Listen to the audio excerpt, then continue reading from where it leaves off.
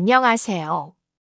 저는 경기도 양평의 한적한 시골 마을에서 홀로 텃밭을 일구며 살아가고 있는 75살 김명자라고 합니다. 오늘처럼 창밖에 부슬부슬 비가 내리는 날이면 늙은이의 주책이라 할지 모르겠지만 저는 여전히 가슴 한구석이 욱신거려 옴을 느낍니다. 관절이 쑤시는 그런 육체의 통증이 아닙니다. 아주 오래전 이미 다 아물었다고 생각했던 마음의 흉터가 날씨 탓을 하며 다시금 저릿하게 저려오는 탓이지요. 사람들은 제 얼굴이 참 평온해 보인다고들 합니다. 욕심 없이 늙어가는 고운 할머니라고 칭찬해 주시는 분들도 계시지요. 하지만 그 평온함이 얼마나 모진 세월을 견디고 얼마나 많은 눈물을 삼키며 얻어낸 것인지 아는 사람은 아마 없을 겁니다. 제 인생에는 2명의 남자가 있었습니다. 나를 세상에서 가장 비참하게 만들고 떠나버린 남자, 그리고 나를 너무나 사랑해서 숨조차 쉴 수 없게 만들었던 남자. 오늘 저는 무덤까지 가져가려 했던 제 젊은 날에 가장 아프고 또 치열했던 그 사랑과 전쟁 같은 이야기를 여러분께 털어놓으려 합니다. 제가 나고 자란 곳은 늘목이라 불리는 아주 작은 시골 마을이었습니다. 앞에는 맑은 개울이 흐르고 뒤로는 든든한 산이 병풍처럼 둘러쳐진 가난하지만 정이 넘치는 그런 곳이었지요. 그 마을에는 항상 붙어 다니는 삼총사가 있었습니다. 바로 저 그리고 민우, 철수였습니다. 우리는 셋이면서 하나였고 하나이면서 셋이었습니다. 학교가 끝나면 책가방을 팽개치고 냇가로 달려가 물고기를 잡았고 해가 뉘엿뉘엿 넘어갈 때까지 들판을 뛰어다녔습니다. 철수는 늘 말수가 적고 묵묵히 제 뒤를 따르는 아이였습니다.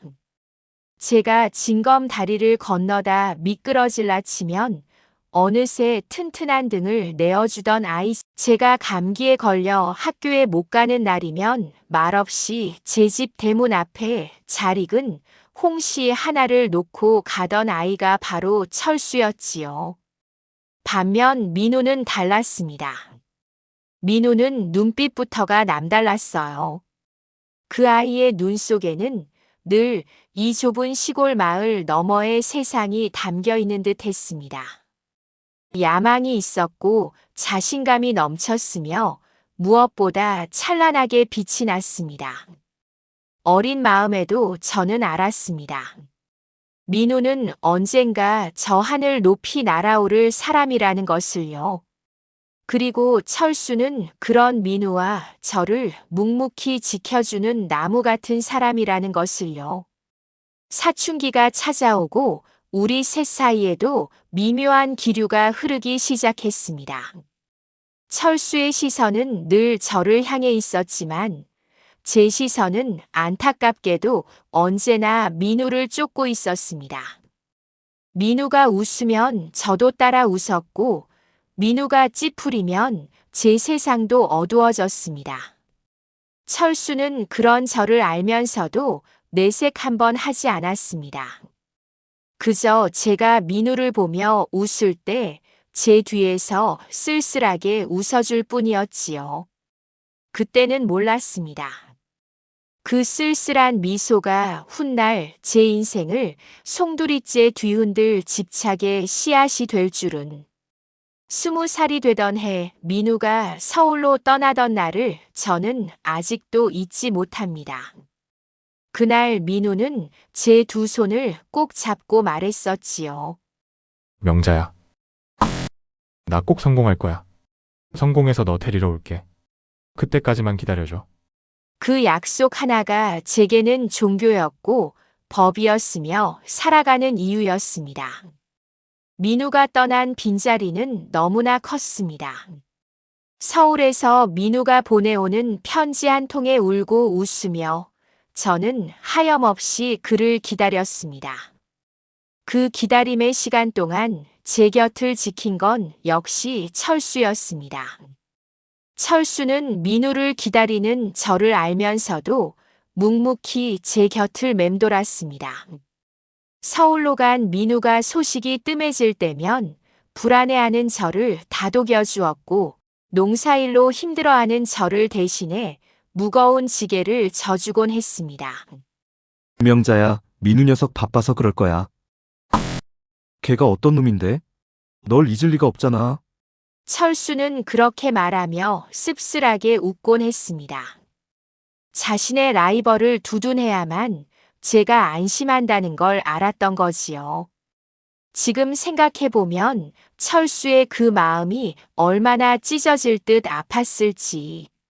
그때는 왜 그렇게 모른 척 했는지 모르겠습니다. 아니, 알면서도 민우를 향한 제 마음이 너무 커서 철수의 아픔 따위는 보이지 않았던 것일지도 모릅니다. 그러던 어느 날이었습니다. 민우가 서울에서 대학을 다니며 만난 부잣집 딸과 약혼을 한다는 소식이 마을에 전해진 것은 청천벽력 같은 소식이었습니다. 믿지 않았습니다. 아니, 믿을 수가 없었습니다. 나를 데리러 온다고 했는데, 성공해서 꼭 돌아온다고 했는데, 저는 무작정 서울로 향했습니다. 민우를 만나야 했습니다. 내 눈으로 보고 확인하기 전까지는 아무것도 믿을 수 없었으니까요. 그리고 서울의 어느 화려한 예식장 앞, 말쑥한 양복을 차려입은 민우가 세련된 옷차림의 여자와 팔짱을 끼고 나오는 모습을 보고야 말았습니다. 그때 민우와 눈이 마주쳤습니다. 당황한 기색이 역력한 민우의 눈빛. 그리고 그 옆에서 환하게 웃고 있는 낯선 여자. 그 순간 제 세상은 와르르 무너져 내렸습니다. 민우는 저를 모른 척했습니다. 황급히 여자를 데리고 차에 오르던 민우의 뒷모습. 그것이 제가 기억하는 제 첫사랑의 마지막이었습니다.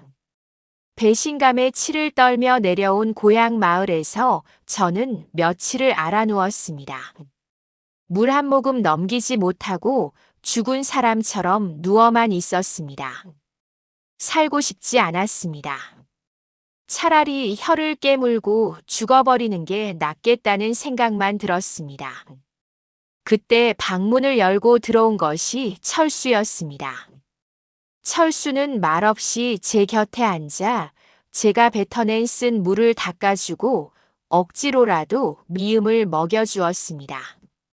명자야. 산 사람은 살아야지. 그 자식 잊어. 내가 있잖아.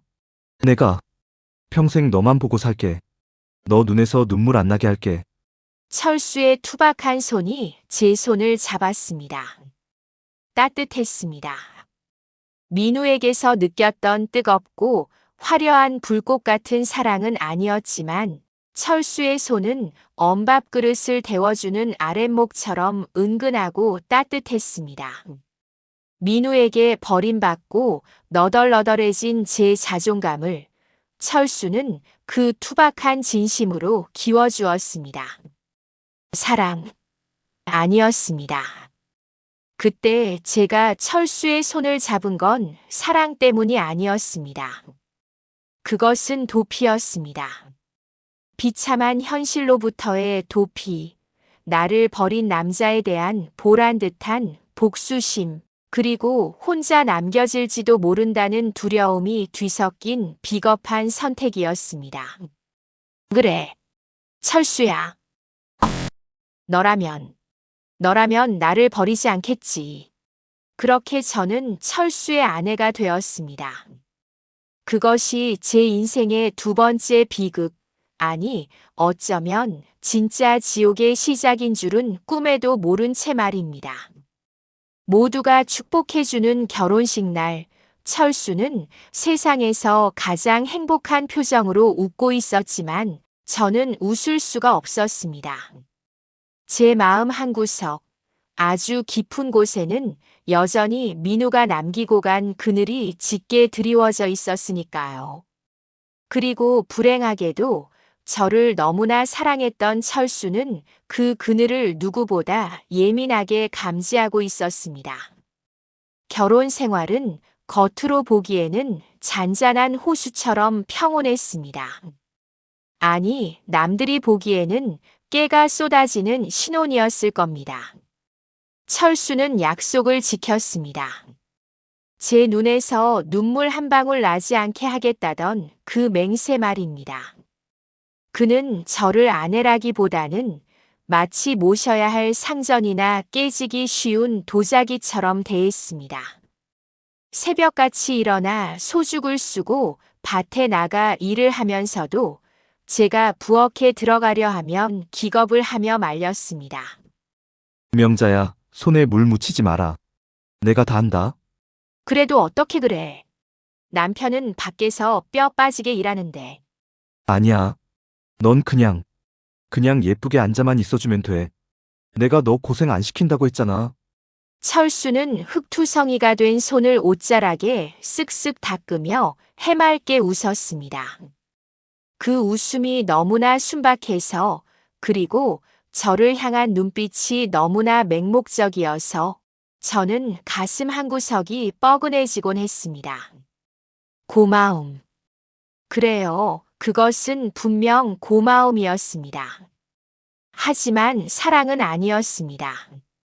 저는 철수의 땀냄새 섞인 옷가지를 빨면서도 문득문득 서울로 떠난 민우의 비누 향기를 떠올렸습니다.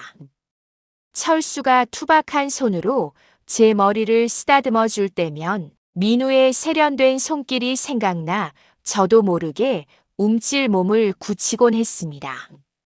그럴 때마다 죄책감이 밀려왔습니다. 나 하나 바라보고 사는 이 사람한테 내가 무슨 짓을 하고 있는 건가. 마음을 다잡고 또 다잡았습니다. 그래, 민우는 날 버렸어. 나를 지켜주는 건 철수야. 철수가 내 남편이야. 사랑해야 해. 사랑해야만 해. 저는 노력했습니다. 철수에게 살갑게 굴려고 애를 썼고 맛있는 반찬 하나라도 더 해주려고 장터 심리기를 걸어 다녔습니다. 하지만 사람의 마음이라는 게 노력한다고 해서 억지로 되는 것은 아니더군요. 제 노력은 어딘가 모르게 어색했고 그 어색함을 철수가 모를 리 없었습니다. 철수는, 아니, 내 남편은 제가 생각했던 것보다 훨씬 더 예민하고 눈치가 빠른 사람이었습니다. 특히 저에 관해서라면 그는 귀신같이 제 속마음을 읽어내곤 했습니다. 불행의 씨앗은 아주 사소한 곳에서 싹을 틔웠습니다. 결혼하고 반년쯤 지났을 무렵이었습니다. 읍내 장터에 나갔다가 우연히 민우네 소식을 듣게 된 날이었습니다. 건너 마을 아주머니가 콩나물을 다듬으며 무심코 던진 말이 화근이었습니다.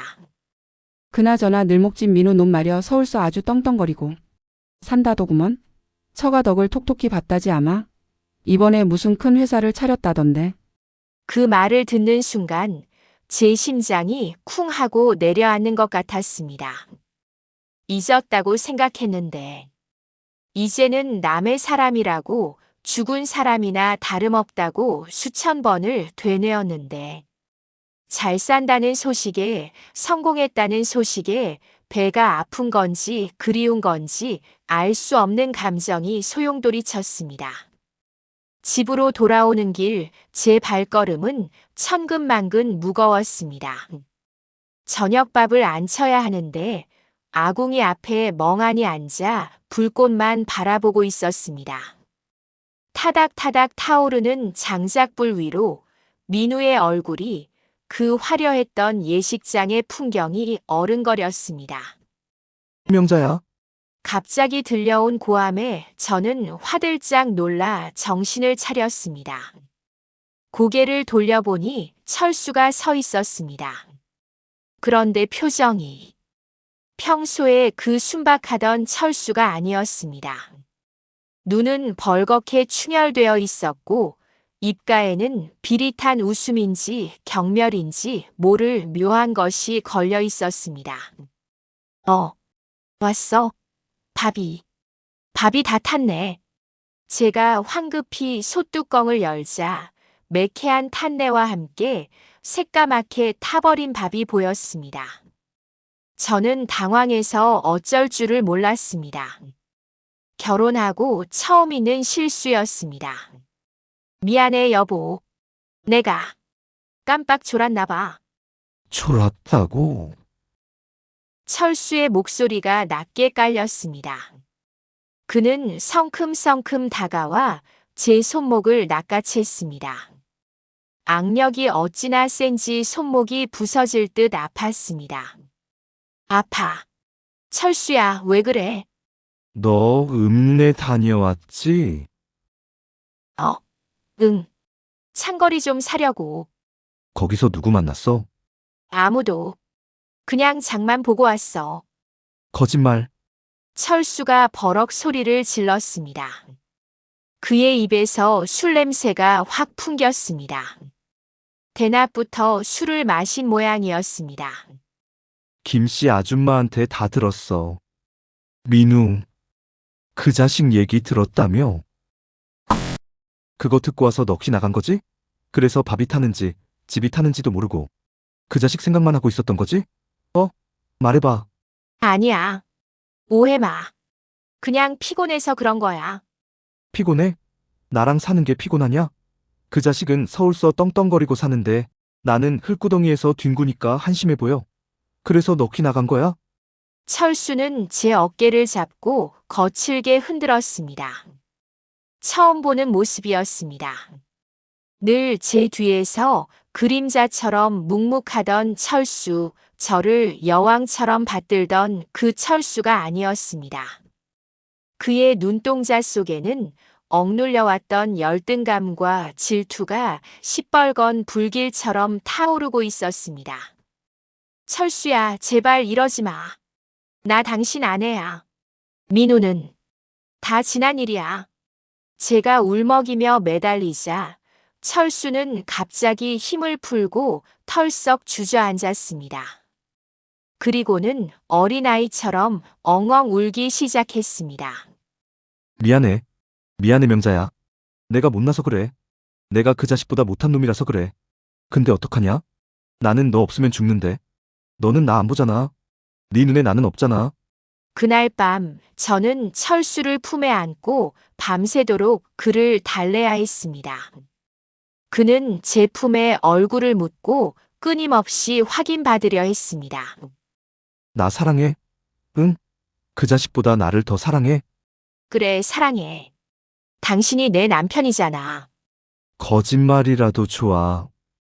나 버리지 마. 나 버리고 도망가지 마. 그날 이후 우리 집의 공기는 미묘하게 달라졌습니다. 겉으로 보기에는 여전히 평온했습니다. 철수는 다시 성실한 남편으로 돌아왔고 저에게 지극정성으로 잘해주었습니다.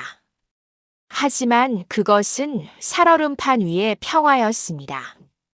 철수의 사랑은 집착이라는 이름의 감옥으로 변질되어 가고 있었습니다.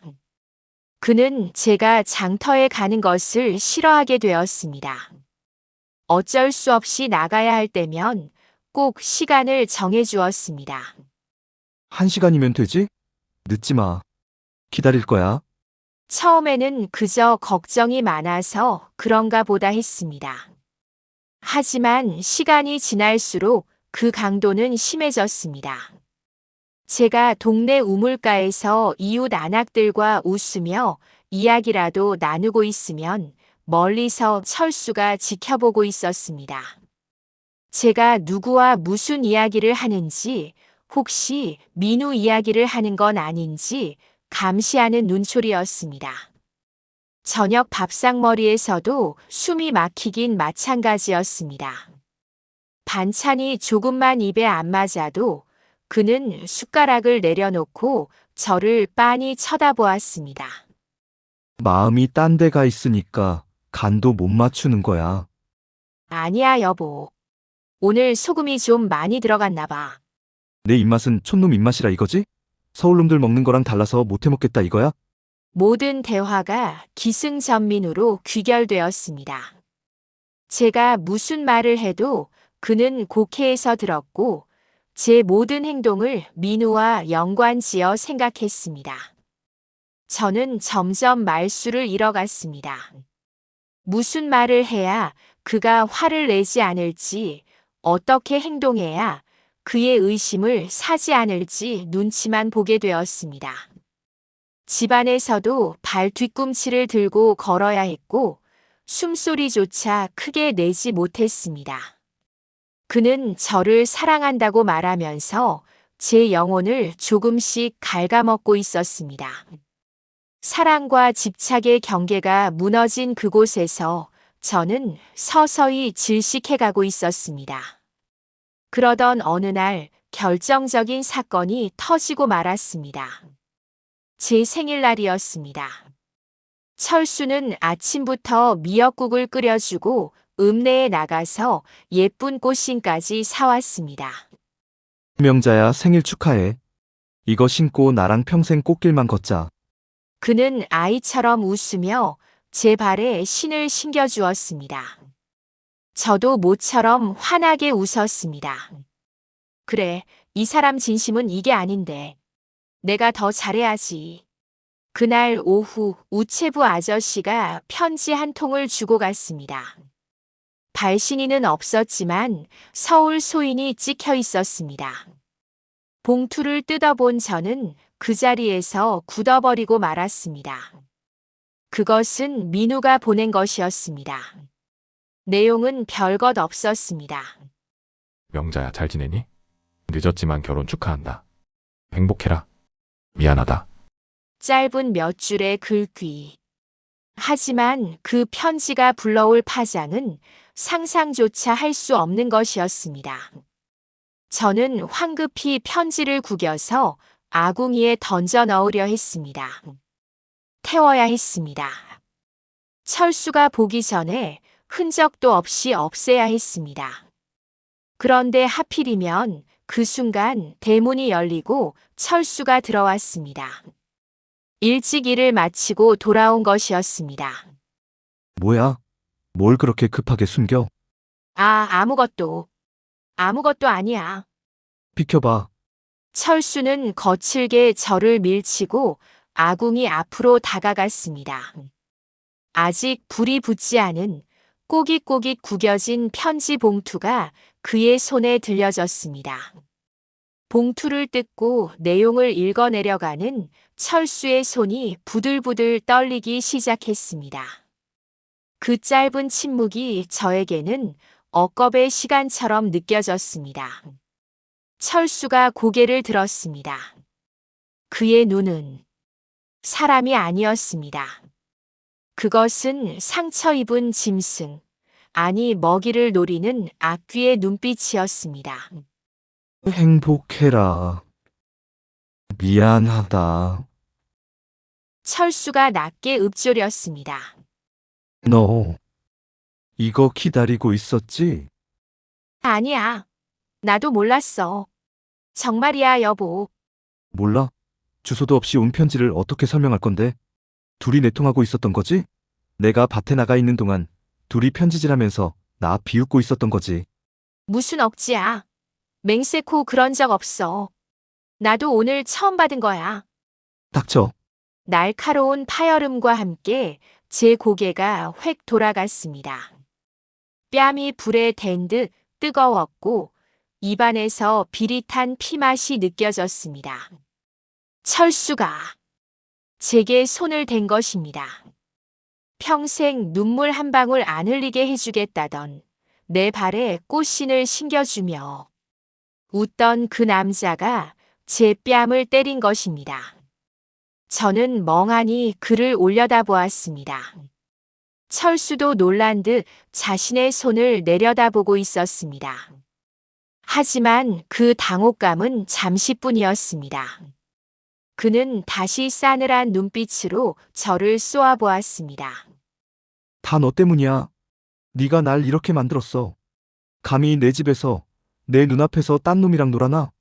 철수는 편지를 박박 찢어 발기더니 저를 방으로 끌고 들어갔습니다. 그리고는 밖에서 문을 걸어 잠갔습니다. 오늘부터 한 발짝도 나갈 생각 마. 내가 허락하기 전엔 햇빛도 보지 마. 철수야, 여보, 문 열어줘. 잘못했어. 내가 잘못했어.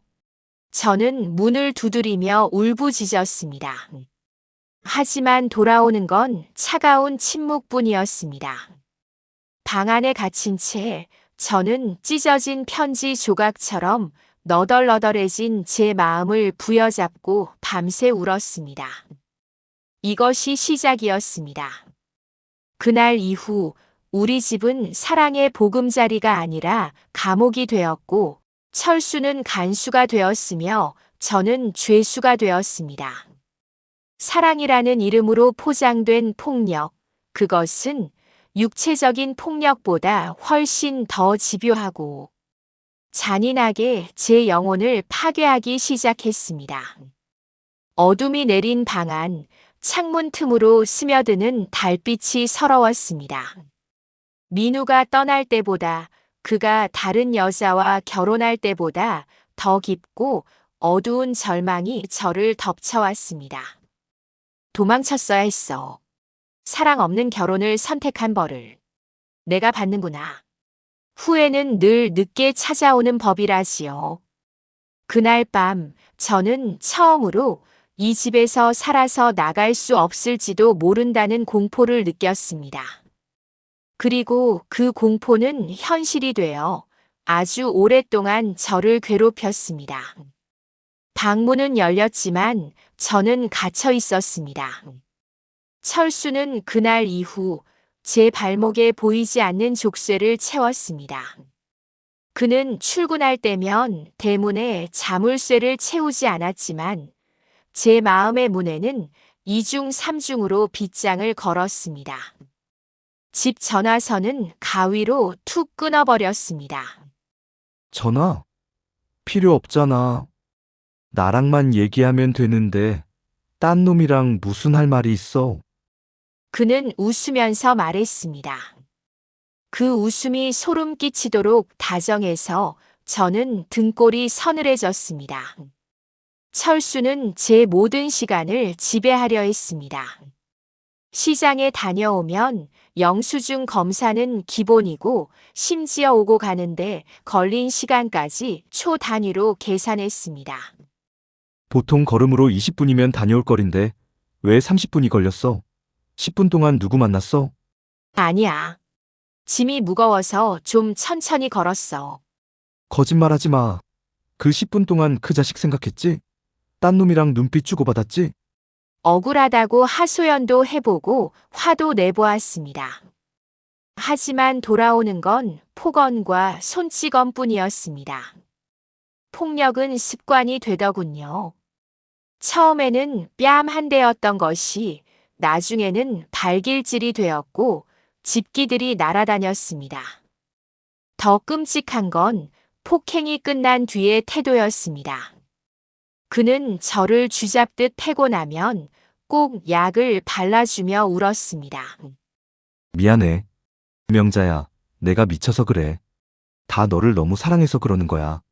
네가 날 불안하게 하니까. 네가 나만 보면 되는데 자꾸 딴 생각을 하니까 내가 도는 거잖아. 그는 제 무릎에 얼굴을 파묻고 어린애처럼 엉엉 울었습니다. 내일은 안 그러겠다고, 다시는 손 떼지 않겠다고 손가락 걸고 맹세도 했습니다. 기가 막힌 건 그런 그를 보며 제 마음 한구석에서 묘한 연민과 죄책감이 피어올랐다는 겁니다.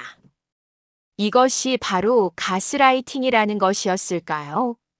그때는 그런 단어조차 없던 시절이었습니다. 저는 점점 세뇌되어 갔습니다. 그래, 철수가 원래는 착한 사람인데 내가 문제야. 내가 민우를 못 잊어서 내 눈빛이 흔들려서 저 사람이 저러는 거야. 내가 더 잘하면 돼. 내가 죽은 듯이 지내면 돼. 저는 스스로를 감옥에 가두었습니다. 이웃집 마실도 끊었고 웃음도 지웠습니다. 동네 사람들이 새색시 얼굴이 왜 그리 반쪽이야? 하고 물어도 그저 몸이 좀 안 좋아서요. 하고 황급히 자리를 피했습니다. 누군가와 말을 섞는 것 자체가 철수에게 들키면 사달이 날 일이었으니까요. 제 영혼은 시들어가는 화초처럼 말라비틀어졌습니다. 거울 속에 비친 여자는 20간 넘은 새댁이 아니라 삶에 지쳐 찌든 50대 여인의 얼굴을 하고 있었습니다. 눈밑은 퀭했고 머리는 푸석했으며 눈동자에는 초점이 없었습니다. 그러던 어느 여름날이었습니다. 장마가 시작되어 비가 억수같이 쏟아지던 날이었지요. 철수가 회식하고 늦게 들어온다는 연락도 없이 밤 12시가 넘도록 오지 않았습니다. 평소 같으면 불안해서 대문 앞을 서성였겠지만 그날은 차라리 그가 영영 안 들어왔으면 좋겠다는 생각마저 들었습니다.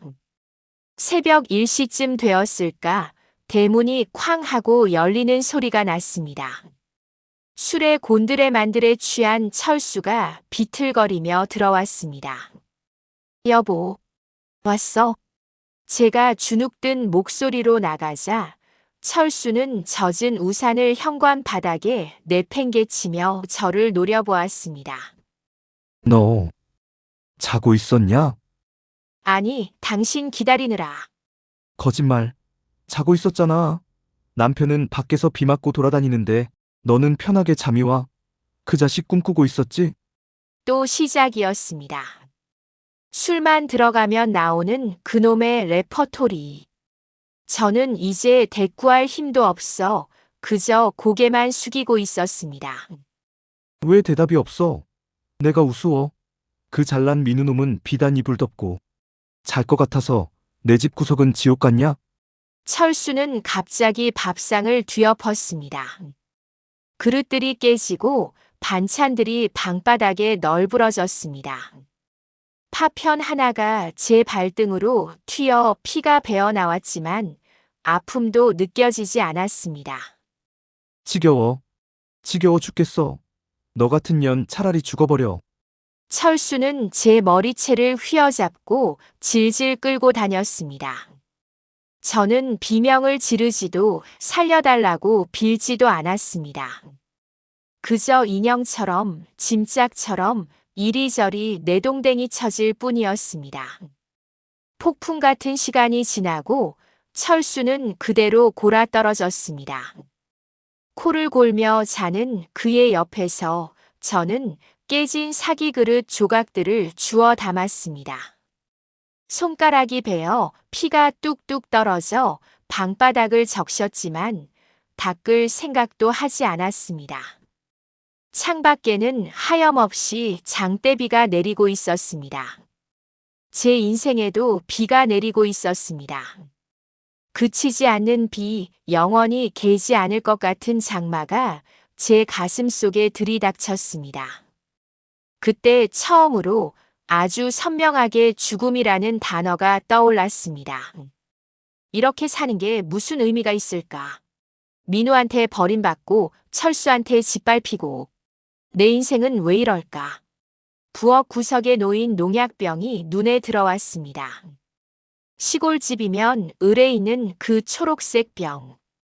저걸 마시면 이 지긋지긋한 고통도 공포도 지독한 외로움도 다 끝날 것 같았습니다. 저는 홀린 듯이 농약병을 집어들었습니다. 뚜껑을 따자 역한 냄새가 코를 찔렀습니다. 하지만 그 냄새조차 철수의 술 냄새보다는 향기롭게 느껴졌습니다.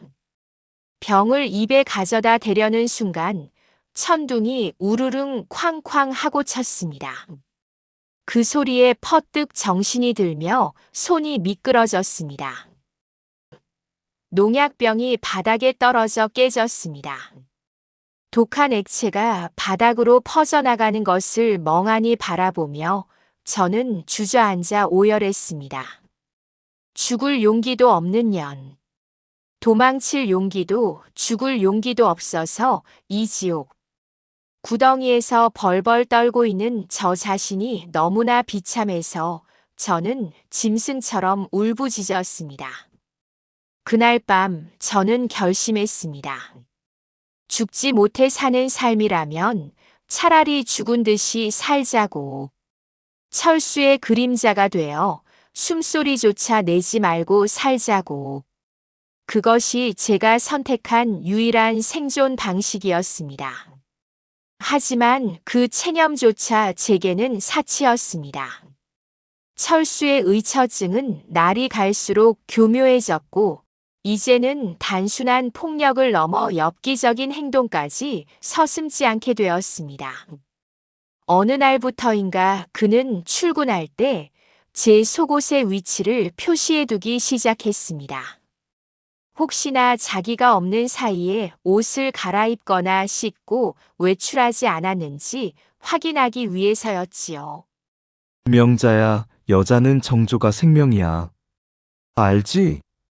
그는 제 속옷 서랍을 뒤지며 섬뜩한 미소를 지었습니다. 인간으로서의 존엄성, 최소한의 수치심마저 짓밟힌 기분이었습니다. 저는 더 이상 그의 아내가 아니었습니다. 그의 소유물, 그가 기르는 짐승, 아니 그가 만든 감옥에 갇힌 죄수 번호 0번일 뿐이었습니다. 그렇게 1년이 지났을 무렵 제 몸에 이상이 생겼습니다. 생리가 끊기고 헛구역질이 올라왔습니다. 임신이었습니다. 처음에는 덜컥 겁이 났습니다. 이 지옥 같은 곳에 새 생명을 데려온다는 것이 죄스러웠습니다. 하지만 한편으로는 신락 같은 희망이 보였습니다. 아이가 생기면 철수도 변하지 않을까? 자기 자식인데 아빠가 되면 좀 유해지지 않을까? 저는 떨리는 마음으로 철수에게 임신 사실을 알렸습니다. 저녁 밥상머리에서 조심스럽게 입을 뗐습니다. 여보, 나 아이가 생긴 것 같아. 순간 숟가락을 들던 철수의 손이 멈췄습니다. 정적이 흘렀습니다. 저는 침을 꼴깍 삼키며 그의 표정을 살폈습니다. 기뻐할까? 놀랄까? 천천히 고개를 든 철수의 눈빛은 제가 예상했던 것과는 전혀 달랐습니다. 그의 눈은 차갑게 식어 있었고 인매는 비틀려 있었습니다. 누구애야? 뭐? 누구애냐고 묻잖아. 내 애 맞아? 확실해? 제 귀를 의심했습니다.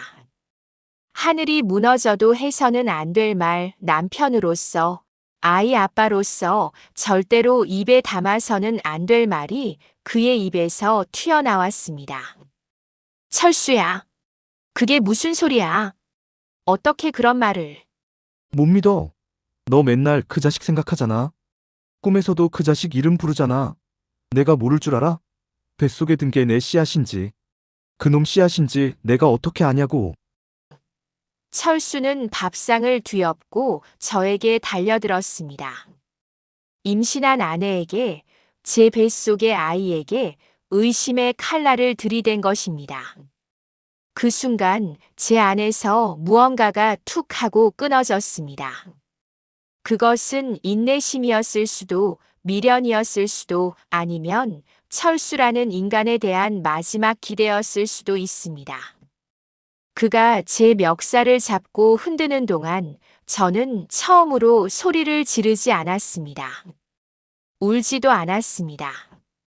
그저 싸늘하게 식은 눈으로 그를 노려보았습니다. 이 사람은 구제불능이구나. 여기는 사람이 살 곳이 아니구나. 뱃속의 아이가 저에게 신호를 보내는 것 같았습니다. 그날 밤 멍투성이가 된 몸으로 방구석에 웅크리고 앉아 저는 처음으로 탈출을 계획했습니다.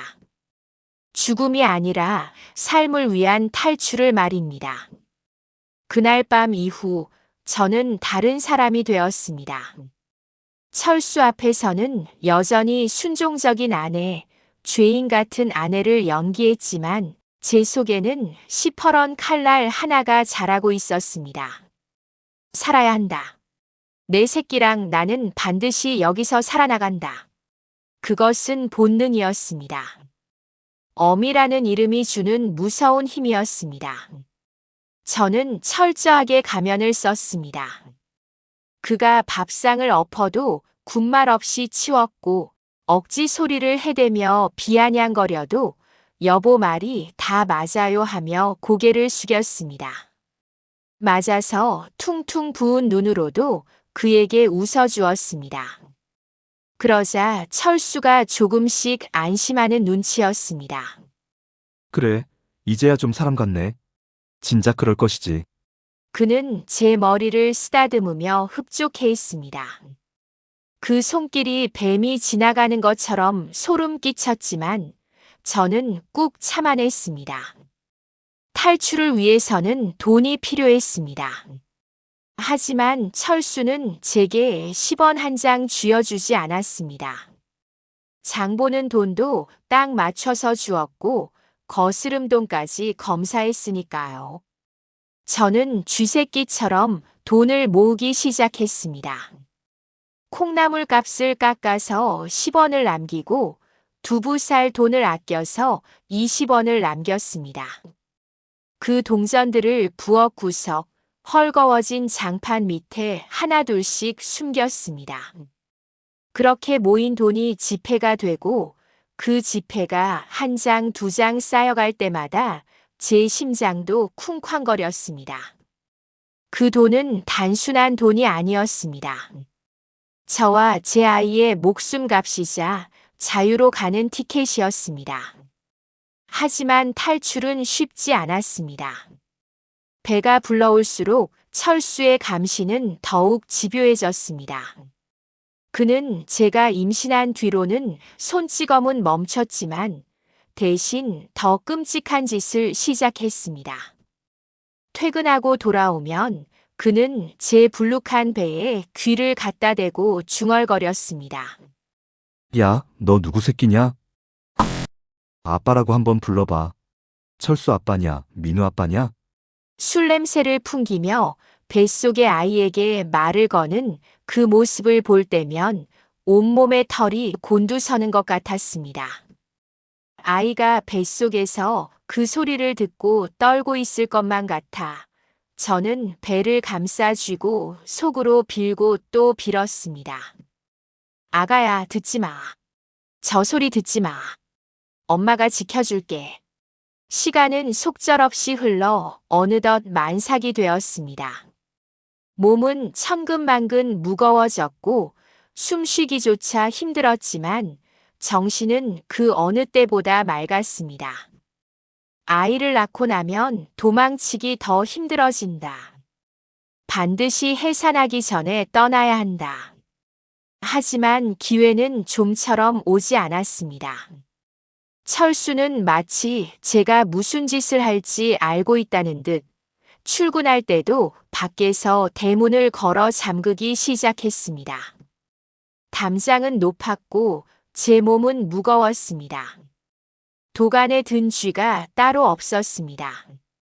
예정일을 보름 정도 앞둔 어느 날이었습니다. 그날따라 철수는 기분이 좋아 보였습니다. 술상까지 봐오라며 콧노래를 불렀습니다.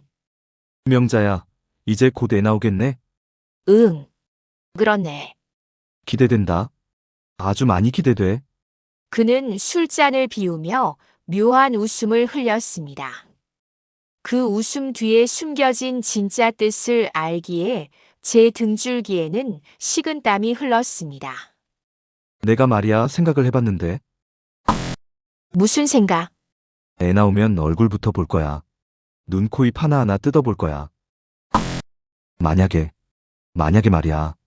그놈 눈을 닮았거나 그놈 코를 닮았으면 철수는 술병을 꽉 쥐었습니다. 유리병이 으스러질 듯 삐거덕 소리를 냈습니다. 그 자리에서 죽여버릴 거야. 내 씨가 아닌 놈을 키울 순 없잖아. 안 그래? 숨이 턱 막혔습니다. 이 사람은 빈말을 할 사람이 아니었습니다. 정말로 아이를 해칠 수도 있는 사람이었습니다. 민우를 닮지 않았더라도 철수는 억지를 써서라도 아이를 해코지할 것이 분명했습니다. 안 돼. 절대 안 돼. 더 이상 지체할 수 없었습니다. 오늘 밤.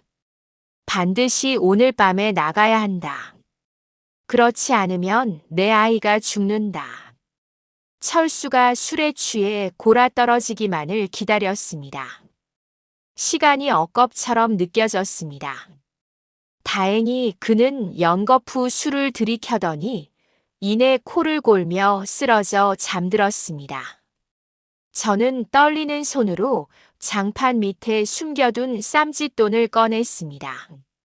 꼬깃꼬깃한 지폐 몇 장과 동전들, 그리고 미리 싸둔 작은 보따리를 챙겼습니다. 심장이 터질 것만 같았습니다.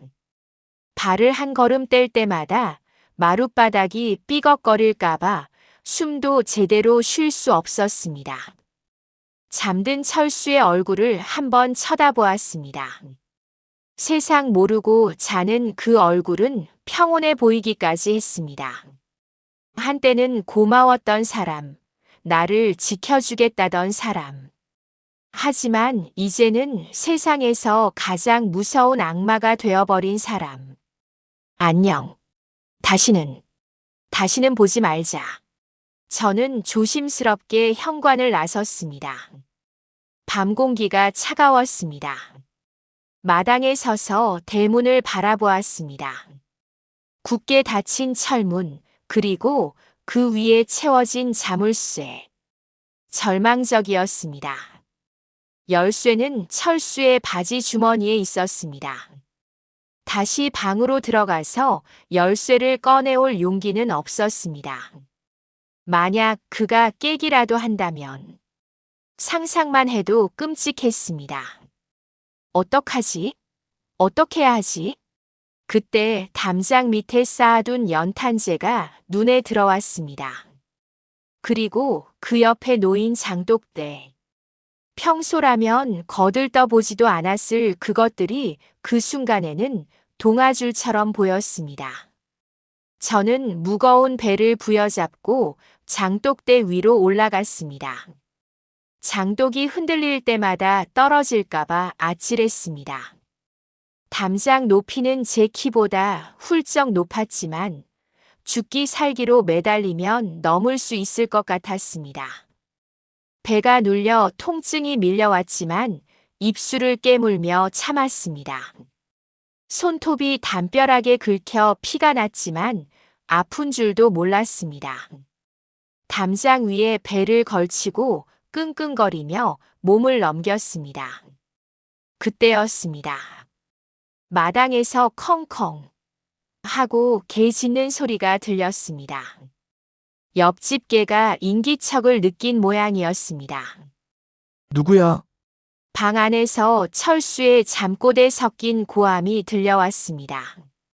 심장이 멎는 것 같았습니다. 깼나? 들켰나? 지금이라도 다시 내려가야 하나? 아니야, 지금 멈추면 죽어. 가야 해. 무조건 가야 해. 저는 눈을 질끈 감고 담장 아래로 몸을 던졌습니다. 쿵 마이너스. 둔탁한 소리와 함께 바닥에 떨어졌습니다.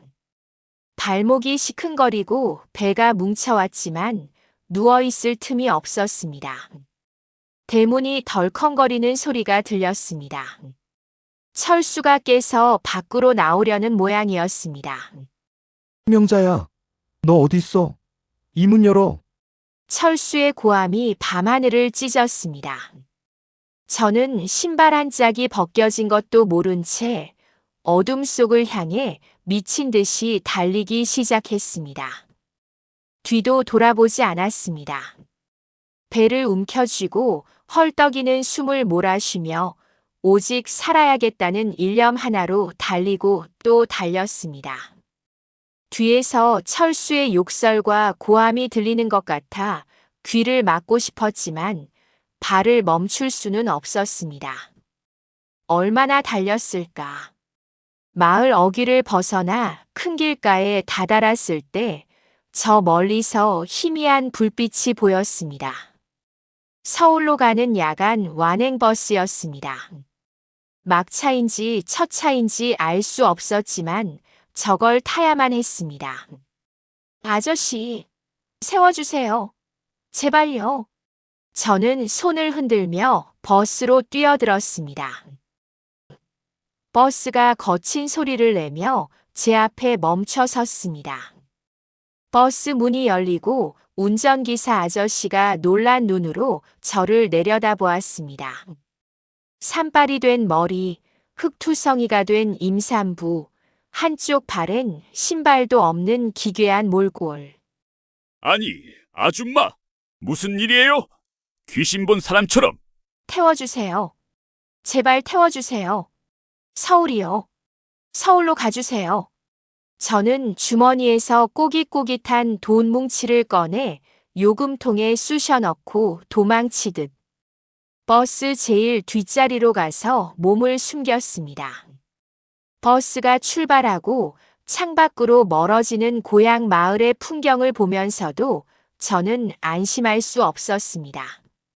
철수가 오토바이를 타고 쫓아올 것만 같아 창문 아래로 몸을 잔뜩 웅크렸습니다.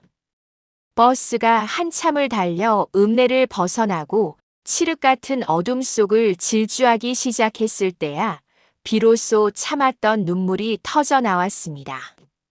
끝났구나. 지긋지긋한 지옥에서 드디어 탈출했구나. 하지만 기쁨보다는 알 수 없는 공포와 막막함이 저를 짓눌렀습니다. 가진 것이라곤 푼돈 몇 푼과 뱃속의 아이뿐. 서울에는 아는 사람 하나 없었고 갈 곳도 없었습니다. 민우가 있는 서울이지만 그를 찾아갈 생각은 추호도 없었습니다. 그는 이미 저를 버린 사람이니까요. 그렇게 저는 야반도주한 죄인이 되어 흔들리는 버스 안에서 하염없이 울며 서울로 향했습니다. 그것이 제 파란만장한 서울살이의 시작이었습니다. 서울역에 도착했을 때는 새벽 4시가 조금 넘은 시간이었습니다. 번쩍이는 네온사인들이 하나둘 꺼져가는 서울의 새벽거리는 제가 상상했던 낭만적인 도시가 아니었습니다. 그곳은 거대한 회색 짐승이 입을 벌리고 있는 듯한 차갑고 삭막한 정글이었습니다. 한쪽 신발이 벗겨진 채 절뚝거리는 만삭의 임산부. 지나가는 사람들이 힐끔거렸지만 누구 하나 말을 거는 사람은 없었습니다. 고향 마을의 그 지긋지긋한 간섭이 차라리 그리울 정도로 서울 사람들의 무관심은 뼈에 사무치게 차가웠습니다. 저는 역전 포장마차에서 국밥 한 그릇을 시켰습니다. 돈을 아껴야 했지만 뱃속의 아이를 위해 뭐라도 먹어야 했습니다. 뜨거운 국물이 목구멍으로 넘어가자 그제야 제가 살았다는 실감이 났습니다. 눈물과 콧물이 범벅이 된 채 국밥을 허겁지겁 밀어넣는 저를 포장마차 주인 아줌마가 쯧쯧 혀를 차며 바라보았습니다. 색시 사정이 딱해 보이는데. 갈 데는 있어? 없어요. 애구 만삭인 몸으로 어쩌려고. 저기 산 동네 꼭대기에 가면 보증금 없이 월세만 내고 사는 쪽방들이 있어. 거기라도 가봐. 아줌마가 알려준 곳은 서울의 달동네였습니다. 가파른 언덕길을 오르고 또 올랐습니다. 숨이 턱 끝까지 차오르고 다리가 후들거렸지만 멈출 수 없었습니다. 저 아래 화려한 빌딩 숲 어딘가에 민우가 살고 있을 거라는 생각에, 그리고 뒤에서 철수가 쫓아올 것만 같은 공포에 쫓기듯 올라갔습니다. 그렇게 구한 방은 사람이 겨우 누울 만한 크기의 창고 같은 곳이었습니다. 햇빛 한 줌 들어오지 않는 눅눅한 방. 하지만 제게는 그곳이 궁궐보다 더 안전한 요새였습니다. 철수의 폭력도 감시하는 눈초리도 없는 나만의 공간. 저는 그 차가운 방바닥의 대자로 누워 비로소 깊은 잠에 빠져들었습니다. 보름 뒤 진통이 시작되었습니다. 한밤중이었습니다. 배를 칼로 쑤시는 듯한 고통에 눈을 떴지만 옆에는 아무도 없었습니다. 물을 떠다 줄 남편도 손을 잡아줄 친정엄마도 없었습니다. 비명 소리가 새어나갈까봐 입에 수건을 물었습니다. 집주인 할머니가 알면 시끄럽다고 쫓겨날까봐 무서웠기 때문입니다. 짐승처럼 웅크린 채 저는 혼자서 생사를 넘나드는 사투를 벌였습니다. 너무 아파서 정신이 혼미해질 때쯤 민우의 얼굴이, 그리고 철수의 얼굴이 번갈아 떠올랐습니다. 원망스러웠습니다. 내 인생을 이렇게 만든 그들이 죽도록 미웠습니다. 하지만 그 미움이 저를 버티게 했습니다. 두고 봐라. 나 안 죽어. 보란듯이 살아남아서 이 아이랑 잘 살 거야. 새벽녘 핏덩이 같은 아이가 세상 밖으로 나왔습니다. 힘차게 울어대는 아이의 울음소리가 좁은 방 안을 가득 채웠습니다. 아들이었습니다. 저는 떨리는 손으로 가위를 찾아 탯줄을 잘랐습니다. 그리고 피투성이가 된 아이를 품에 안았습니다. 따뜻했습니다. 내 몸에서 나온 생명. 철수가 죽이려 했던, 내가 목숨 걸고 지켜낸 내 새끼. 아이의 얼굴을 들여다보았습니다. 철수가 그토록 확인하고 싶어 했던 아이의 얼굴. 다행인지 불행인지 아이는 철수도 민우도 닮지 않았습니다. 그저 저를 쏙 빼닮은 제 분신이었습니다. 아가야. 내 아가야. 엄마가 미안해. 엄마가 지켜줄게. 미역국은커녕 찬물 한 사발 들이켜고 산후조리를 대신했습니다. 몸을 추스르기도 전에 일을 찾아야 했습니다. 당장 분유값이라도 벌어야 했으니까요. 갓난쟁이를 등에 업고 남의 집 빨래를 해주러 다녔습니다. 식당 설거지, 건물 청소, 시장 통해서 생선 다듬는 일. 가리는 게 없었습니다. 사람들은 아이 딸린 여자를 쓰기 꺼려했지만 저는 무릎을 꿇고 빌었습니다. 제발 써주세요. 월급 적게 주셔도 돼요. 밥 안 주셔도 돼요. 일만 하게 해주세요. 악바리처럼 일했습니다. 손가락 마디마디가 갈라지고 터져서 피가 났지만 밴드 하나 붙일 돈이 아까워 된장을 발랐습니다. 등에 업힌 아이가 울어대면 일하던 손을 멈추지 않고 몸을 흔들며 달랬습니다. 자장자장 우리 아가. 얼른 크자. 얼른 커서 엄마 호강시켜줘. 그 시절 서울살이는 전쟁이었습니다. 특히 저처럼 남편 없는 젊은 여자가 아이를 키우며 산다는 건 늑대굴에 던져진 양과 같았습니다. 술 취한 남자들이 희롱을 하거나 집주인이 툭하면 방세를 올리며 횡포를 부렸습니다. 그럴 때마다 저는 민우를 생각했습니다. 이 넓은 서울 하늘 아래 어딘가에서 그는 비단 이불 덮고 자고 있겠지. 나를 버리고 선택한 그 여자와 행복하게 웃고 있겠지. 그 생각을 하면 오기가 생겼습니다.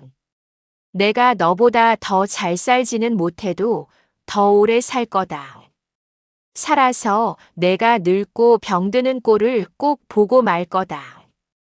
제 삶의 원동력은 복수심과 모성애였습니다.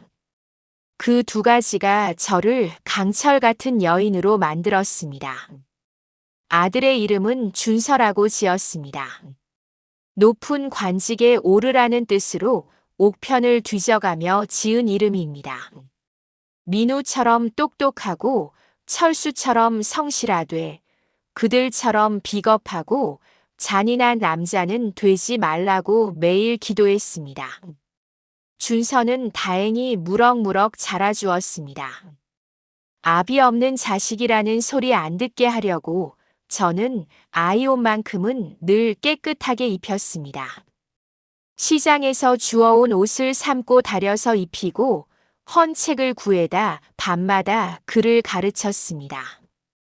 그러던 어느 날이었습니다. 준서가 5살이 되었을 무렵 시장에서 좌판을 벌이고 채소를 팔고 있는데 누군가 제 어깨를 툭 쳤습니다. 명자야, 심장이 덜컥 내려앉았습니다. 철수일까? 나를 찾으러 온 걸까? 저는 뻣뻣하게 굳은 채 천천히 고개를 돌렸습니다. 다행히 철수는 아니었습니다. 고향 마을의 이웃이었던 순이 언니였습니다. 서울로 식모살이하러 왔다더니 여기서 마주친 것이었습니다. 언니, 어머나 세상에. 명자 너 맞구나. 죽은 줄 알았는데. 여기서 이러고 있었어? 반가움보다는 두려움이 앞섰습니다. 순이 언니가 고향에 가서 제 소식을 전하면 어쩌나. 철수가 알게 되면 어쩌나. 언니, 제발 부탁이야. 나 봤다는 얘기 아무한테도 하지 마.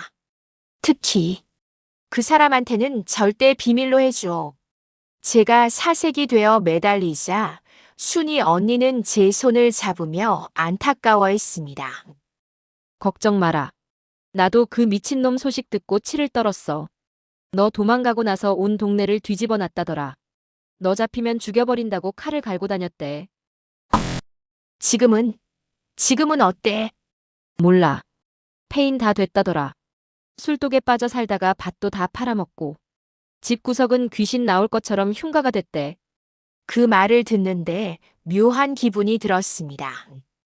통쾌할 줄 알았는데 가슴 한구석이 욱신거렸습니다. 나를 사랑해서 너무 사랑해서 미쳐버린 남자. 그 남자의 파멸 소식이 저를 안도하게 하면서도 슬프게 만들었습니다. 언니, 민우 소식은 없어? 저도 모르게 튀어나온 질문에 순이 언니가 묘한 표정을 지었습니다. 민우게. 그 회사 크게 망했다던데. 처가 덕 좀 보나 싶더니 뭐 잘못 건드려서 쫄딱 망하고 빚쟁이들한테 쫓겨다닌다는 소문이 돌더라. 아, 민우마저. 하늘 높은 줄 모르고 날아오르던 민우가 추락했다는 소식. 제 첫사랑의 비참한 몰락이었습니다. 그날 밤 저는 곤히 잠든 준서의 얼굴을 쓰다듬으며 소주 한 병을 비웠습니다. 철수도 망가졌고 민우도 무너졌습니다. 승자는 아무도 없었습니다. 사랑이니 야망이니 하던 것들이 다 부질없는 거품처럼 사라지고 남은 건 각자의 고통뿐이었습니다. 하지만 저는 달랐습니다. 저는 무너지지 않았습니다. 제 옆에는 준서가 있었으니까요.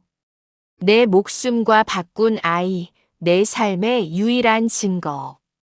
저는 이를 악물었습니다. 그래, 내 복수는 이게 아니야. 그들이 불행해지는 게 내 복수가 아니야. 내가 행복해지는 것. 이 아이를 보란 듯이 훌륭하게 키워내는 것. 그것만이 내가 그들에게 할 수 있는 가장 잔인하고도 우아한 복수다. 그때부터 저는 시장통에서 독종으로 불리기 시작했습니다. 푼돈을 모아 작은 가게를 얻었고 밤에는 식당 일을 하며 악착같이 돈을 불렸습니다. 준서가 초등학교에 들어갈 때쯤 저는 번듯한 반찬 가게 사장님이 되어 있었습니다. 몸은 고달팠지만 마음은 편했습니다. 누구의 눈치도 볼 필요 없는 내 인생. 퇴근하고 돌아오면 엄마 하고 달려와 안기는 준서가 있는 삶. 그것으로 충분하다고 생각했습니다. 하지만 운명은 저를 가만두지 않았습니다.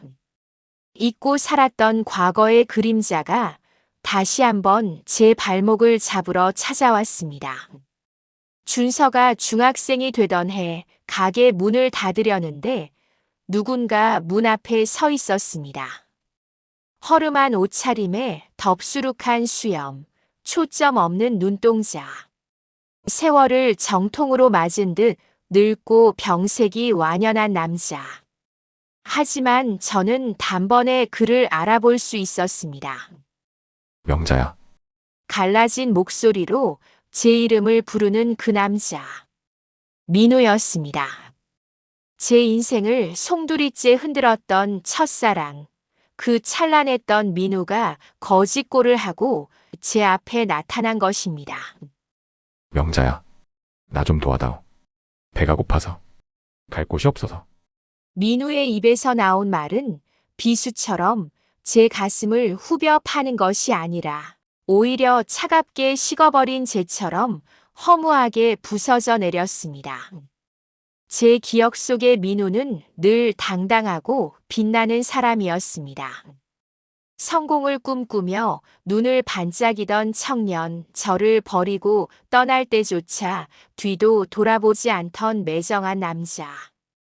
그런데 제 눈앞에 있는 이 남자는 그저 실패하고 늙고 병든 노숙자일 뿐이었습니다. 술 냄새와 찌든 때에 절어있는 그에게서 첫사랑의 설렘은 단 한 조각도 찾아볼 수 없었습니다. 들어오세요. 저는 덤덤하게 그를 가게 안으로 들였습니다. 그를 사랑해서가 아니었습니다. 그렇다고 동정해서도 아니었습니다. 그저 내 젊은 날의 한 페이지를 장식했던 사람에 대한, 그리고 인간에 대한 마지막 예의였습니다. 저는 따뜻한 국밥 한 그릇을 말아 그 앞에 놓아주었습니다. 민우는 며칠을 굶은 사람처럼 허겁지겁 숟가락질을 해댔습니다. 국물이 수염에 묻는 줄도 모르고 먹어치우는 그 모습을 보며 저는 마음속에 남아있던 미련의 찌꺼기마저 깨끗이 씻겨 내려가는 것을 느꼈습니다. 아, 나는 저런 남자를 사랑했었구나. 저 남자가 내 인생의 전부인 줄 알고 목을 맸었구나. 허탈했습니다. 고작 저런 남자 때문에 철수에게 상처를 주고 내 인생을 구렁텅이로 몰아넣었다니. 민우가 밥그릇을 싹 비우자 저는 계산대에서 현금 봉투 하나를 꺼내 그에게 건넸습니다. 적지 않은 돈이었습니다. 이거 가지고 가세요. 그리고 다시는 찾아오지 마세요. 명자야. 내가 잘못했다. 내가 그때 너를. 그만하세요. 저는 단호하게 그의 말을 잘랐습니다. 목소리가 떨리지도 않았습니다. 당신이 알던 김명자는 죽었어요. 20년 전에 당신이 떠나고 철수라는 감옥에 갇혔을 때 이미 죽었어요. 지금 여기 있는 사람은 준서 엄마예요. 당신이랑은 아무 상관없는 사람이라고요. 민우는 제 눈을 마주치지 못하고 고개를 떨구었습니다. 그는 봉투를 쥐고 비틀거리며 가게를 나갔습니다. 그의 뒷모습이 어둠 속으로 사라질 때까지 저는 가게 문 앞에 서서 지켜보았습니다. 눈물은 나지 않았습니다. 오히려 가슴이 뻥 뚫린 듯 시원했습니다. 그제야 비로소 저는 제 첫사랑과 진짜 이별을 한 것입니다. 그를 용서해서가 아니라 그가 더 이상 내 삶에 아무런 영향도 줄 수 없는 하찮은 존재임을 확인했기에 가능했던 이별이었습니다. 그 후로 세월은 화살처럼 빠르게 흘러갔습니다. 제 인생의 보물, 준서는 엄마의 바람대로 훌륭하게 자라주었습니다. 가난하고 아비 없는 자식이라 손가락질 받지 않게 하려고 저도 준서도 피눈물 나게 노력했습니다. 준서가 대학을 졸업하고 번듯한 대기업에 입사하던 날, 저는 남몰래 이불을 뒤집어 쓰고 펑펑 울었습니다. 그리고 준서가 참 한 짝을 만나 결혼식을 올리던 날, 저는 세상에서 가장 당당한 혼주가 되어 하객들을 맞이했습니다. 화촉을 밝히는 촛불을 바라보며 저는 속으로 외쳤습니다. 봤니? 철수야, 민호야. 나 이렇게 보란듯이 살아남았다. 너희들이 망가뜨리려 했던 내 인생, 내가 이렇게 꽃피웠다. 그것은 제 인생 최고의 복수였고 승리였습니다. 아들이 낳은 손주 녀석이 할머니 하고 달려와 안길 때면 저는 지나온 모진 세월을 다 보상받는 기분이었습니다. 그렇게 평온한 노년을 보내던 어느 날이었습니다. 고향 늘목 마을에서 연락이 왔습니다. 오랫동안 잊고 살았던 이름, 철수의 소식이었습니다. 명자야, 놀라지 말고 들어라. 철수가 갔다더라. 이장님의 전화를 받고 저는 한동안 아무 말도 할 수 없었습니다. 갔다니. 그 지독했던 남자가, 나를 죽이려 들었던 그 남자가 죽었다니. 고독사라더라. 술만 마시다가 방구석에서 혼자 죽은 지 며칠 만에 발견됐대. 근데 그 옆에 뭐가 있었는지 아냐? 뭔데요? 꽃신이더라. 내 생일날 사줬다던 그 꽃신? 그걸 가슴에 품고 죽어 있더란다. 수화기를 든 손이 부들부들 떨렸습니다. 가슴 깊은 곳에서 뜨거운 것이 울컥 치밀어 올랐습니다. 그것은 슬픔도 그리움도 아니었습니다. 그저 허무함이었습니다. 나를 그토록 괴롭혔던 집착. 나를 도망치게 만들었던 그 광기 어린 사랑. 그 끝이 고작 썩어 문드러진 시체와 낡은 꽃신 한 켤레였다니. 저는 마지막으로 철수를 보러 가기로 결심했습니다. 그를 위해서가 아니었습니다. 제 안에 남은 마지막 응어리를 털어내기 위해서였습니다. 수십 년 만에 찾은 고향 마을은 많이 변해 있었습니다. 하지만 철수와 살았던 그 집, 그 감옥 같았던 집은 폐가가 되어 덩그러니 남아 있었습니다. 마당에는 잡초가 무성했고 제가 넘었던 담장은 반쯤 무너져 있었습니다. 철수의 무덤은 뒷산 양지 바른 곳에 초라하게 만들어져 있었습니다.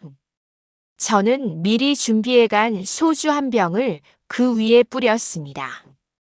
철수야. 나 원망 안 한다. 너도 불쌍한 인간이었으니까. 나를 사랑하는 방법을 몰라서 그게 사랑인 줄 알고 쥐고 흔들다가 너도 죽고 나도 죽일 뻔했던 어리석은 인간아. 바람이 불어와 제 흰 머리카락을 흐트려 놓았습니다. 마치 철수가 제 머리를 쓰다듬던 그 옛날의 손길처럼 느껴져 저는 씁쓸하게 웃었습니다. 다음 생이 있다면 그때는 우리 만나지 말자. 너는 너대로 나는 나대로 각자 좋은 사람 만나서 사랑받고 사랑하며 살자. 알겠지? 저는 무덤가에 핀 들꽃 한 송이를 꺾어 흙 위에 놓아주었습니다. 그것이 제가 철수에게 줄 수 있는 마지막 선물이자 작별 인사였습니다. 산을 내려오는 길 발걸음이 날아갈 듯 가벼웠습니다. 뒤를 돌아보지 않았습니다. 이제 진짜 끝이었습니다. 민호도 철수도 그리고 그들 사이에서 고통받던 젊은 날의 명자도 모두 저 산자락에 묻어두고 내려왔습니다. 창밖을 보니 어느새 부슬부슬 내리던 비가 그쳤습니다. 먹구름이 물러간 자리에는 따스한 햇살이 비치고 젖은 땅에서는 흙내음이 구수하게 올라오고 있네요. 마치 제 인생 같습니다. 폭풍우가 몰아치고 장마처럼 지루한 슬픔이 이어지던 날들이 지나고 나니 이렇게 평온하고 맑은 노년이 찾아왔으니까요. 제 긴 이야기를 들어주신 여러분, 어떠셨나요? 답답하다고 혀를 차신 분도 계실 테고 저처럼 가슴을 치며 우신 분도 계시겠지요. 저도 압니다. 제 인생이 참 미련했고 참 많이도 돌아왔다는 것을요. 하지만 저는 지금의 제 모습이 부끄럽지 않습니다. 거울 속에 비친 자글자글한 주름살 하나하나가 제가 그 모진 세월을 견뎌내고 이겨냈다는 훈장처럼 느껴지기 때문입니다. 젊은 날 저는 사랑이 전부인 줄 알았습니다. 민우가 떠나면 죽을 것 같았고 철수의 집착이 사랑인 줄 알고 멍청하게 견디기도 했습니다. 하지만 이른이 넘어 깨달은 사랑은 그런 불같은 열정도 숨막히는 소유욕도 아니었습니다. 진정한 사랑은 그저 서로를 숨쉬게 해주는 것이더군요. 내 아들 준서가 나를 바라봐주는 그 따뜻한 눈빛, 며느리가 챙겨주는 영양제 한 알, 손주 녀석이 고사리 같은 손으로 쥐어주는 사탕 한 알. 그 사소하고 평범한 것들이 진짜 사랑이었습니다. 저는 가끔 생각합니다. 만약 그때 민우가 나를 버리지 않았다면, 철수가 나를 그렇게 괴롭히지 않았다면, 과연 지금의 단단한 김명자가 있을 수 있었을까 하고 말입니다. 아마 없었겠지요. 온실 속의 화초처럼 살았다면 비바람이 몰아칠 때 뿌리째 뽑혀 날아갔을지도 모릅니다. 그들이 준 상처가 저를 잡초처럼 질기게 만들었고 그 도끼가 저를 일으켜 세웠습니다. 그러니 이제는 그들에게 감사합니다. 나를 아프게 해줘서 덕분에 내가 이렇게 강한 엄마가 되고 당당한 어른이 될 수 있었다고 말입니다. 지금 이 방송을 듣고 계신 분들 중에도 남에게 말 못할 깊은 슬픔을 안고 사시는 분들이 계시겠지요. 믿었던 사람에게 배신당해 잠 못 이루는 분, 지독한 가난이나 병마와 싸우고 계신 분, 혹은 자식 때문에 가슴이 숫덩이가 된 분들도 계실 겁니다. 제가 감히 한 말씀 드려도 될까요? 죽지 마세요. 그리고 포기하지 마세요. 지금 겪고 있는 그 지옥 같은 시간도 결국은 지나갑니다.